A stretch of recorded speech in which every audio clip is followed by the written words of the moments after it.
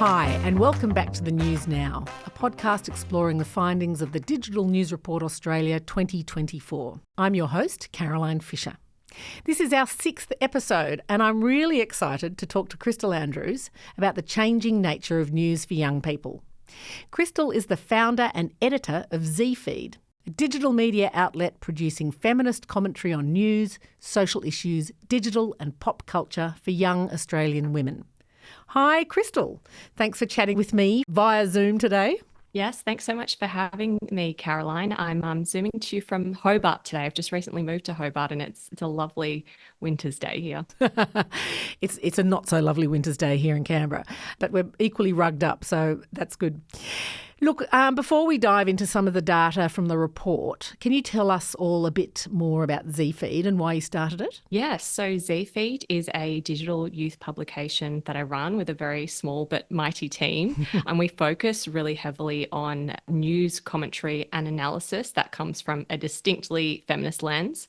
Most of our audience are young Australian women, very progressive in their political views and highly engaged, not just in politics, but also in culture, the news of the day. They're really curious about the world around them and they're looking for more analysis, I think, of the things that they're seeing. And this is the 4th year of running Zee Feed full time, which is really exciting. So why this feminist female niche? Why have you gone there? Yeah, look, Zee Feed started in a slightly different place, actually. I have a younger sister who's 10 years younger than me. So I'm a true millennial. She's a true Gen Z. And in about 2018 or 2019, I was talking to her about, the news. Obviously, I work in media. We like to talk about these things a lot, journalists, I guess. But talking to her about where does she like to consume news? What titles does she resonate with? Does she like to read? And she had said to me at that time, amongst her and her friends, they see news that appears on their feeds and they click those links and they read those stories, but there wasn't a lot of connection between what they were being sort of fed algorithmically and what the news brand that they were actually reading stood for, what its history. There wasn't even really a lot of recognition of those titles. And so what started as a lot of these wonderful things to do as a bit of a side project to see, okay, can we just produce news very natively on these platforms that young people are using, but build the brand on those platforms first, just with a very small amount of, one news story per day, explaining to them what's involved in the news, what these terms mean, who these people are. That's where it started, but it very quickly evolved out of that, developed from that explainer space when I sort of started to realize, actually, it's not necessarily that young people don't have the information or don't understand the information as much as it is they're not finding different perspectives in the mainstream news organizations that they're reading. So they're still sort of craving and hunting around for something that might align more with their views, not just treating them as, hey, all young people like to read young people topics. But even when it comes to those more traditionally hard news topics, when it comes to politics, when it comes to the economy, when it comes to certainly geopolitics and foreign affairs,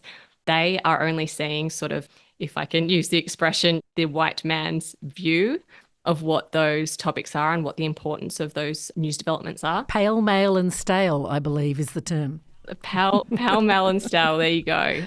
But they were looking to find information about those topics, but from a perspective that more so matched who they were and helped them understand what was going on.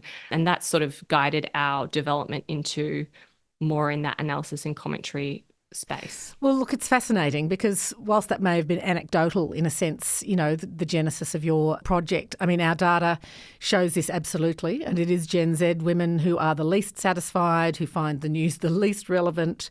They don't think that they're well represented by the media, that there aren't enough perspectives. So all of the things that you've mentioned appear in our data, and actually in the report this year it shows this incredible divergence between Gen Z men and women in their level of interest in mainstream news. It's just, it's incredible. So you've definitely tapped into a segment of the market that is looking for something different. Well done you. Thank you. We're certainly not the only ones. I think there's been a bit of a independent media boom in the last few years with some smaller indies starting up. So certainly not the only ones who've sort of identified the gap and trying to fill it in ways, but diversity is good and sorely needed in this space. Yeah, that's right. So how's it going? I mean, we've also seen in our data that among the under 35s that there's been a real growth in using smaller and alternative news sources. Is it going well? What is the attraction to these different sources? Yeah, look, I would say definitely going well. I mean, I'm still in this, and a lot of my peers who, I talk to a lot about the challenges that we face, what we're trying, and strategic moves. It's going really well. I mean, Zee Feed, we've just had May was our biggest month ever. So we've reached in a month just over 900,000 people. And this Wow. is purely organic. This is just producing the types of content that people are looking for on the platforms that they're looking for, but also not just leaving them there and leading them back to something that's a little bit more comprehensive, in depth, that has links to other sources and encouraging them to sort of read and learn more. So I would say it's absolutely going well, to answer the first part of your Yeah. question. In terms of why, I mean, yeah, there are so many factors that are going into this. I would be remiss to not acknowledge, I think, the news bump that everybody got throughout sort of 2020 and the years that have followed. And while that is waning a little bit, I think, in the types of content that particularly young people are consuming on social platforms, on websites and podcasts and newsletters, but I've definitely noticed a shift in the type of information that they're looking for.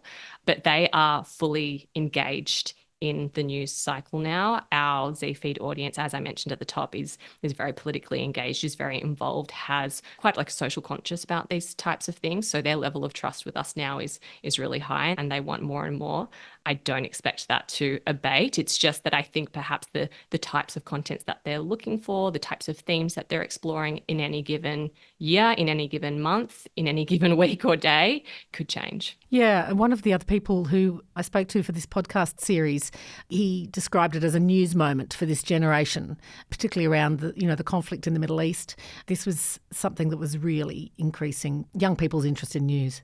Yeah, and it's really why they are looking, I think, to smaller outlets, to independent outlets, to even not necessarily news outlets or media titles at all, but individuals, whether they are, sort of everyday people or influencers, and we can chat about that a little bit more. But there is definitely the sense that I hit on in sort of like 2019, 2020, that, hey, there are really important voices and perspectives missing from the mainstream Australia sort of media agenda. That has been deeply exacerbated in the last 12 months. It's not just around the ongoing atrocities in Gaza, but it's also around this national conversation that we've been having for what feels like probably 4 or 5 years now around the way that women are treated in Australia, whether that is gendered violence and domestic violence, whether it is social attitudes, the rise of misogynistic content online. I mean, these are all very specific topics that could be an entire podcast episode on their own. Sure. But that conversation is escalating quite rapidly. And it's really important, I think, to have a wide variety of voices contributing to the media discussion of all of these things, contributing to the news moment on these things. And typically, someone who looks like me, I'm a young woman, I'm of Asian, descent, I'm not white. We've not typically been the decision makers in the major newsrooms, which are kind of dictating how these conversations happen. I think young people in particular, I mean, Gen Z is the most diverse generation of all time. They're not really vibing with that anymore, to use the lingo. Yeah. It's not a vibe. Okay, because there's another thing that's happening amongst Gen Z that we're seeing in our data is that they're turning increasingly to the opinions of ordinary people and of influencers for news. What's driving that? And I guess for me, that raises a whole bunch of issues. I come from a traditional journalism background, a traditional media background, so I get a bit alarmed about this. But what's your take on that? Yeah, I have very conflicting feelings about this too, but it makes a lot of sense to me. I think it might feel contradictory, but this is really about impartiality and bias and how we sort of understand bias. I do think that there is something to be said for consuming news or getting kind of takes on news moments that happen from an individual person who shares a lot of content online about not just what happens in the news, but their own life, the things that they're doing, and their opinions. Because there is a degree of transparency about, in general, what their beliefs are, what their perspective of the world is. And that is, of course, how they will interpret what is happening in the news. And that's the position that they bring to their audience who they're sharing that with online. And so while it might seem like this is a very biased way of getting information, I am a staunch believer in that there is no such thing as unbiased news.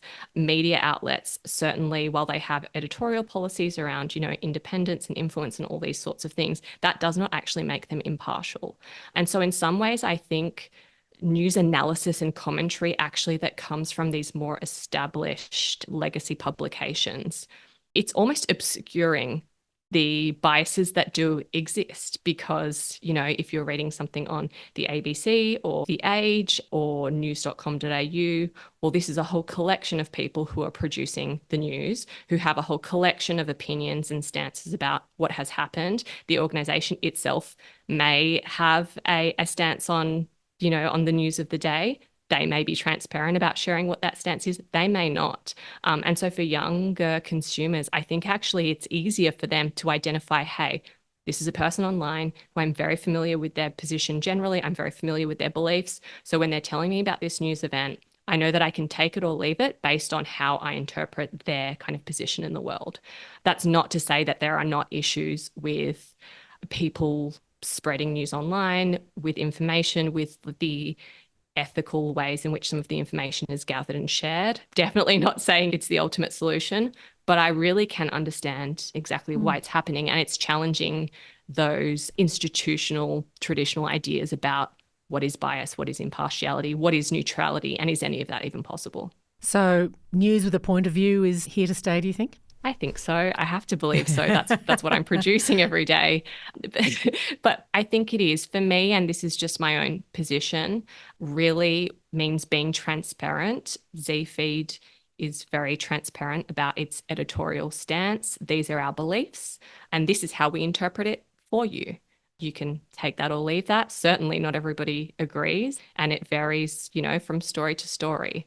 To be honest, I think we're kidding ourselves if we say that news with a point of view isn't already being produced at scale and has been for ever since news has been existed and produced en masse.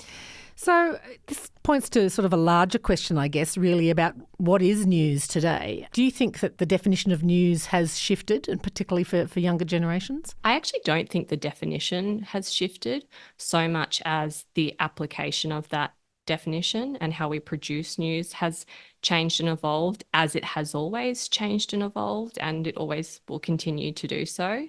I definitely have my beefs with certain trends that are emerging. My particular bugbear at the moment is with TikTok, and not so much TikTok itself, but the way now that some news producers and some publications will sort of go to this like well of video content, pick a video by an everyday person sharing their opinion on any topic, and more or less reproduce that as an online article, word for word, almost as a transcript, and say, this typically young woman has said X outrageous thing. Isn't that crazy? To me, personally, I don't think that's really news. However, certainly TikTok, social platforms, digital platforms in general have opened up that communication stream. So we can see what everyday people all around the world are talking about at any given moment. And reporting on the trends that emerge there, that absolutely can be news, to look at things that people are saying and sort of connect it to the broader topics of the day, and take a bit more of a position on like what's happening and why. That's absolutely news. So yeah, to wrap that answer up, I think it's the application is changing, and there are good and bad outcomes of that, as there has always been. No, indeed. So I'm keen to know about your strong relationship or dependence on social media. There are clearly benefits because that's where young audiences are, but there must be big risks at the moment as well. Oh yeah, oh yeah. At the moment, we're still sitting in this no man's land of waiting to see what will be the outcome of Meta and the government's tussling over the media bargaining code. I mean, transparently, I've gone into this quite eyes wide open. Obviously, a audience that you build on social media is not an audience that you own. And so, that's why we still have our website that we produce long form content on. We have a weekly newsletter that goes out every week doing analysis on sort of like one key moment from the week. We still have those other touch points. But genuinely, it's a very scary time to be a small player, an independent player in this market at the moment. I'm under no illusions that this is the solution, particularly with the economy being the way it is, and things have certainly tightened up. It's tough out here to speak for myself and some of my peers. It's really rough. It's interesting. I think it may have been last year's digital news report. We often cover it on Zee Feed. It's actually quite of interest to our audience, which is quite cool. Good to hear. I remember reading about who is more likely to pay for news. Yeah. And that, as you could imagine, is dictated by sort of like who has the spare money that they can use to pay for subscriptions, not just one, but in many cases, multiple subscriptions. Now, our audience is among the most vulnerable audiences in Australia financially. So it is really difficult for us to ask them for support, ask them for donations. Certainly, I feel quite strongly about putting our content behind a paywall at this time. But, it does leave us very vulnerable. I'm not sure what the solution is. I think it's not exclusively an issue with digital platforms or distributing on digital platforms. Really, it's a much bigger question about the funding model for journalism, full stop. That's above my pay grade, unfortunately. If I had the solution, let me tell you. There are a lot of people thinking about it. So what do you think the future might look like for reaching younger audiences? It's a very big question.